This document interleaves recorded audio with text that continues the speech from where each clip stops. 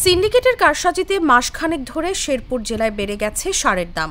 সরকারিভাবে 50 KG urea ও TSP সারের দাম 1350 টাকা, এমওপি 1000 ও ডিএপি 1050 টাকা।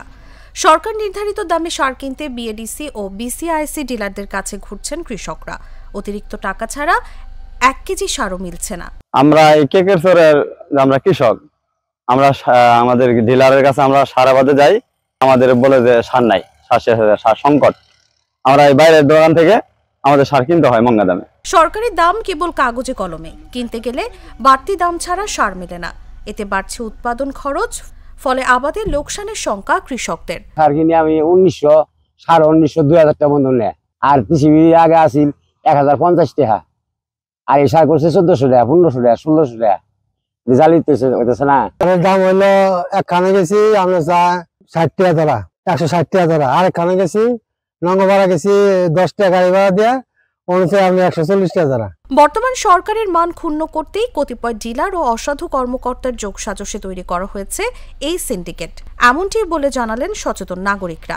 আমার শেরপুরে আমরা দেখতে পাচ্ছি যে সার, বিষ, কীটনাশকের একটা কৃত্রিম সংকট দেখিয়ে ডিলার এবং অসাধু কিছু কর্মকর্তা মিলে সেটাকে কৃত্রিম সংকটের মাধ্যমে তারা কৃষকদের কাছ থেকে বাড়তি মুনাফা আদায় করে নিচ্ছে।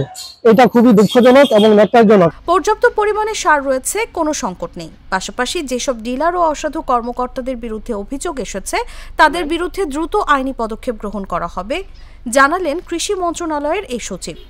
ব্যবস্থা নিয়মিত নেওয়া হচ্ছে। মোবাইল কোড করে যে সমস্ত ডিলার বেশি দামে বিক্রি করছে, সরকার নির্ধারিত দাম হচ্ছে বেশি দামে বিক্রি করছে, তাদের বিরুদ্ধে তো বিভিন্ন যারা দেশেই রেগুলারই ব্যবস্থা নেওয়া হচ্ছে। যেখানে কোনো অভিযোগ পাওয়া যাচ্ছে তাদের বিরুদ্ধে অ্যাকশন নেওয়া হচ্ছে।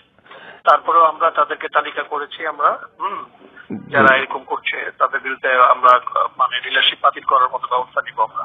শেরপুরে বিএডিসি ও বিসিআইসির বর্তমানে 201 জন ডিলার রয়েছেন। আর চলতি মৌসুমে জেলায় 92,587 হেক্টর জমিতে আমন ধানের চারা রোপণ শেষ হয়েছে। নিউজ ডেস্ক, জাগো নিউজ।